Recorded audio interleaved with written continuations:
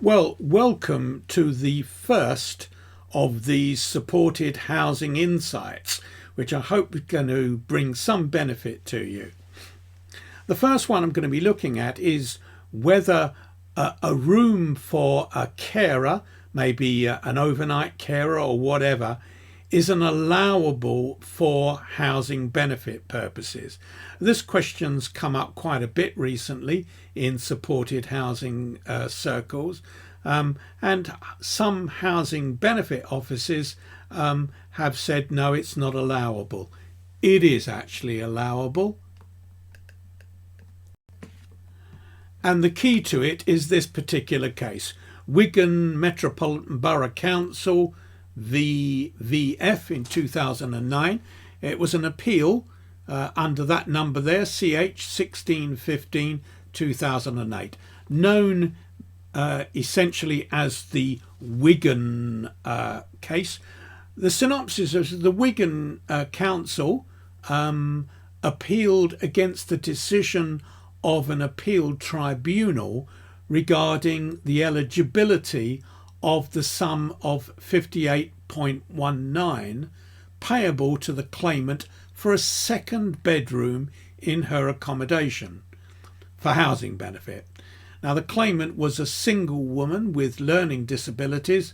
She was granted a tenancy by Partners Foundation Limited, a not-for-profit organisation specialising in accommodation for individuals with learning difficulties.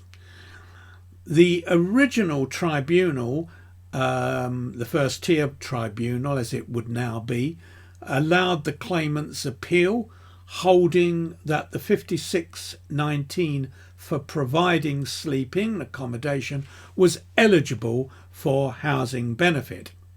Well, Wigan Metropolitan Council appealed it to the upper tribunal, which is what we're looking at here. The woman had learning difficulties, required 24-hour care, was granted a tenancy of a 2-bedroomed house. The tenancy agreement prohibited the premises from being occupied by more than the specified number of individuals. The council, Wigan, determined that the 5819 for the second bedroom was not eligible for housing benefit. The tribunal allowed the young woman's appeal, considering that the 5819 for housing benefit was due to the need for the 24-hour care. Now, there were a number of issues involved here.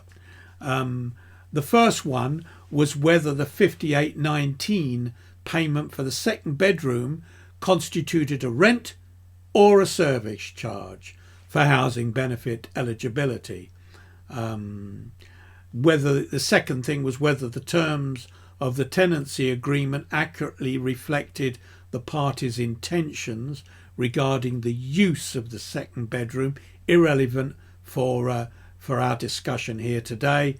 And thirdly, whether the provision of the second bedroom for the carer was a service charge connected with the provision of adequate accommodation. Now, the tribunal held that the 5819 for the second bedroom was eligible for housing benefit, and it is rent rather than a service charge. So you should fit it in with your core rent there somewhere. The tribunal found that the second bedroom was necessary for the claimant's 24-hour care and constituted part of the rent for adequate accommodation. So there you go. That's the conclusion. The appeal tribunal here dismissed the Wigan Council's appeal, upholding the decision that the 5819 for the second bedroom was eligible for housing benefit as part of the rent, as I say, for adequate accommodation there. So there you go. There's your hints that you can charge there.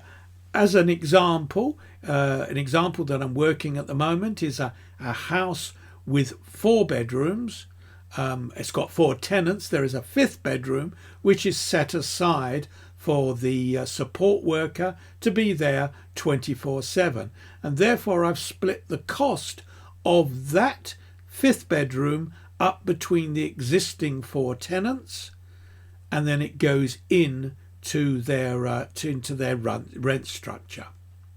I do hope that's been useful. Get back to me if you need any more information or you want to talk about this. Thank you.